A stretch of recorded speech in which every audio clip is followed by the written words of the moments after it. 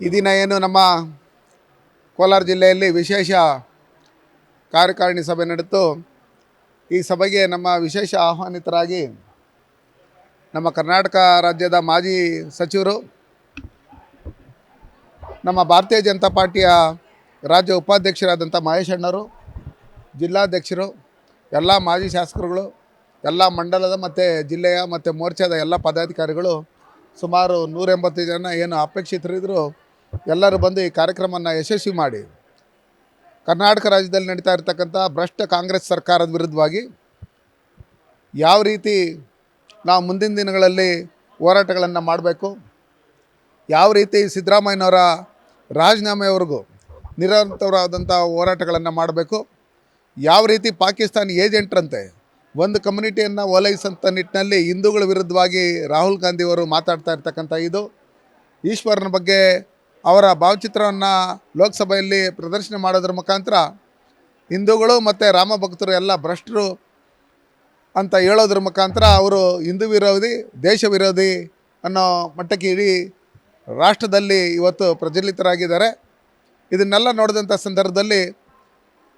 ಕಾಂಗ್ರೆಸ್ ಸರ್ಕಾರ ಮೊದಲಿಂದನೂ ಪಾಕಿಸ್ತಾನ ಮತ್ತು ಚೈನಾ ಏಜೆಂಟ್ ಅಂತ ಏನು ವರ್ತನೆ ಮಾಡ್ತಾಯಿತ್ತು, ಈಗಲೂ ಆಲಿಬಾಬಾ 40 ಚೋರ್ಸ್ ಅಂತೇಳಿ ಅವರ ತಂಡದೊಂದಿಗೆ ಹಿಂದೂಗಳನ್ನು ವಿರೋಧಿಸಿದರೆ ದೇಶ ವಿರೋಧಿಗಳದ್ದು ಮತ್ತು ಹಿಂದೂ ವಿರೋಧಿಗಳದ್ದು ಓಟು ನಮಗೆ ಸಿಗುತ್ತೆ ಅನ್ನೋ ಒಂದು ದೊಡ್ಡ ಒಂದು ಆಲೋಚನೆಯಿಂದ ಈ ರೀತಿ ಕೃತ್ಯಗಳನ್ನು ಮಾಡ್ತಾ ಇರ್ತಕ್ಕಂಥದ್ದು. ಅದೇ ರೀತಿಯಲ್ಲಿ ಕರ್ನಾಟಕ ರಾಜ್ಯದಲ್ಲಿ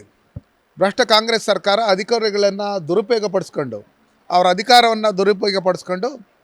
ವಾಲ್ಮೀಕಿ ಅಭಿವೃದ್ಧಿ ಪ್ರಾಧಿಕಾರದ 187 ಕೋಟಿ ಹಣವನ್ನು ನುಂಗಿರ್ತಕ್ಕಂಥದ್ದು. ಜೊತೆಯಲ್ಲಿ SC/TSP SC ಮತ್ತು ST ಜನಾಂಗದ ಅಭಿವೃದ್ಧಿಗೋಸ್ಕರ ಮೀಸಲಿಟ್ಟಿದ್ದಂಥ 25,000 ಕೋಟಿಯನ್ನು ಗುಳುಮ್ ಮಾಡಿರ್ತಕ್ಕಂಥದ್ದು. ಬೇರೆ ಬೇರೆ ಗ್ಯಾರಂಟಿಗಳಿಗೆ ಕೊಡ್ತೀರಿ ಅಂತೇಳಿ ಅವ್ರಿಗೂ ಸರಿಯಾಗಿ ಕೊಡದೇ ಇರತಕ್ಕಂಥದ್ದು, ಹಾಲು ಬೆಲೆ ಹೆಚ್ಚಿಸಿರ್ತಕ್ಕಂಥದ್ದು, ರೈತರಿಗೆ ಸಹಾಯಧನ ಕೊಡದೇ ಇರತಕ್ಕಂಥದ್ದು, ಪೆಟ್ರೋಲ್ ಡೀಸೆಲ್ ಬೆಲೆ ಹೆಚ್ಚಿಸಿರ್ತಕ್ಕಂಥದ್ದು, ದಿನನಿತ್ಯದ ಬಳಕೆ ವಸ್ತುಗಳನ್ನು ಹೆಚ್ಚಿಸಿರ್ತಕ್ಕಂಥದ್ದು. ಇದನ್ನೆಲ್ಲ ಖಂಡಿಸಿ ಮೂಢ ಹಗರಣ ಏನಿದೆ ಇದನ್ನೆಲ್ಲ ಒಟ್ಟಿಗೆ ಇಟ್ಕೊಂಡು ನಾವು 29ನೇ ತಾರೀಕು ಬೆಳಗ್ಗೆ ನಾವು ಏನು ಕದಂಬ ಹೋಟ್ಲು ನೈಸ್ ರೋಡು ಇದೆ, ಅಲ್ಲಿ ಕೆಂಪಮ್ಮ ದೇವಸ್ಥಾನದ ಹತ್ರ ಸನ್ಮಾನ್ಯ ರಾಜ್ಯಾಧ್ಯಕ್ಷ ಆದಂಥ ವಿಜೇಂದ್ರ ಅವರು ಮತ್ತು ಪಕ್ಷದ ಹಿರಿಯ ಮುಖಂಡರುಗಳಾದಂಥ ಅಶೋಕಣ್ಣವರು ಮತ್ತು ಎಲ್ಲ ಹಿರಿಯ ಶಾಸಕರುಗಳು, MLCಗಳು ಎಲ್ಲರೂ ಒಟ್ಟಿಗೆ ಸೇರಿ ಸುಮಾರು 29ರಿಂದ 5ನೇ ತಾರೀಕುವರೆಗೂ ಮೈಸೂರು ಪಾದಯಾತ್ರೆಯನ್ನು, ಮೈಸೂರು ಚಲೋ ಮತ್ತು ಮೈಸೂರಿನಲ್ಲಿರ್ತಕ್ಕಂಥ ಸಿದ್ದರಾಮಯ್ಯನವರ ಮನೆ ಏನಿದೆ ಅದಕ್ಕೆ ಮುತ್ತಿಗೆ ಹಾಕೋಂಥ ಕೆಲಸನ ನಾವು ಮಾಡಿ ಪ್ರತಿ ಹಳ್ಳಿಗಳಲ್ಲಿ, ಪ್ರತಿ ಕಾಲೋನಿಗಳಲ್ಲಿ, ಪ್ರತಿ ಒಂದು ಪ್ರಜೆಗೂ ಕರ್ನಾಟಕ ರಾಜ್ಯದಲ್ಲಿರ್ತಕ್ಕಂಥ ಭ್ರಷ್ಟ ಕಾಂಗ್ರೆಸ್ ಸರ್ಕಾರ ಏನೇನು ಭ್ರಷ್ಟಾಚಾರ ಮಾಡ್ತಾಯಿದೆ, ಯಾವ ರೀತಿ ಜನವಿರೋಧಿ ಕೆಲಸಗಳನ್ನು ಮಾಡ್ತಾಯಿದೆ, ಇದನ್ನು ತಿಳಿಸೋಂಥ ನಿಟ್ಟಿನಲ್ಲಿ ಸಿದ್ದರಾಮಯ್ಯನವ್ರ ರಾಜೀನಾಮೆ ಕೊಡೋವರೆಗೂ ನಿರಂತರವಾಗಿ ಹೋರಾಟಗಳನ್ನು ಮಾಡಬೇಕು ಅಂತೇಳಿ 29ರಿಂದ 5ನೇ ತಾರೀಕುವರೆಗೂ ಏನು ಮೈಸೂರು ಚಲೋ ಚಳವಳಿಯನ್ನು ಸನ್ಮಾನ್ಯ ಭಾರತೀಯ ಜನತಾ ಪಾರ್ಟಿ ಅಧ್ಯಕ್ಷರಾದಂಥ ವಿಜೇಂದ್ರ ಅವರ ನೇತೃತ್ವದಲ್ಲಿ ನಡೀತಾ ಇದೆ. ಇದರಲ್ಲಿ ಎಲ್ಲರೂ ಭಾಗವಹಿಸಬೇಕು ಅಂತ ಹೇಳಿ ಏನು ಮನವಿ ಮಾಡ್ಕೊಂಡಿದ್ದೀರಿ. ಎಲ್ಲರೂ ಇದರಲ್ಲಿ ಭಾಗವಹಿಸಿ ಇವತ್ತೇನು ಕಾಂಗ್ರೆಸ್ ಸರ್ಕಾರ ಚುನಾವಣೆ ನಡೆದರೆ ನಾವು ಸೋಲ್ತೀರಿ ಅಂತೇಳಿ ತಿಳ್ಕೊಂಡು ಲೋಕಸಭಾ ಚುನಾವಣೆಯಲ್ಲಿ 145 ವಿಧಾನಸಭಾ ಕ್ಷೇತ್ರಗಳಲ್ಲಿ BJP ಮತ್ತು JDSಗೆ ಮೈತ್ರಿಗೆ ಬಹುಮತ ಬಂದಿರತಕ್ಕಂಥದ್ದು ನೋಡಿದಾಗ, ಹೆಚ್ಚಿನ ಮತಗಳು ಬಂದಿರತಕ್ಕಂಥದ್ದು ನೋಡಿದಾಗ ಚುನಾವಣೆಯಿಂದ ಹಿಂದೆ ಹೋಗ್ತಾ ಇರ್ತಕ್ಕಂಥ ಒಂದು ಮೇಲ್ನೋಟಕ್ಕೆ ಗೊತ್ತಾಗ್ತಾ ಇದೆ. ಆ ನಿಟ್ಟಿನಲ್ಲಿ ಮುಂದಿನ ಚುನಾವಣೆಗಳಿಗೆ ಜಿಲ್ಲಾ ಪಂಚಾಯತಿ, ತಾಲೂಕು ಪಂಚಾಯತಿ, ಗ್ರಾಮ ಪಂಚಾಯತಿ ಇರ್ಬೋದು, APMC ಚುನಾವಣೆ ಇರ್ಬೋದು, ನಮ್ಮ ಕೋಮಲ್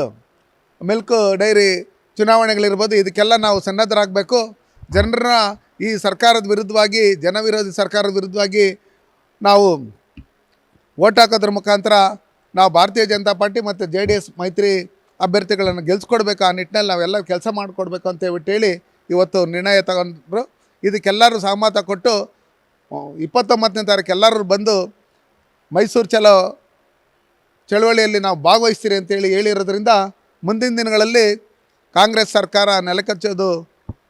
ಶತಸಿದ್ಧ, ಸಿದ್ದರಾಮಯ್ಯನವ್ರ ರಾಜೀನಾಮೆ ಕೊಡೋದು ಶತಸಿದ್ಧ ಅಂತ ಹೇಳೋಕ್ಕೆ ಇಷ್ಟಪಡ್ತೀನಿ.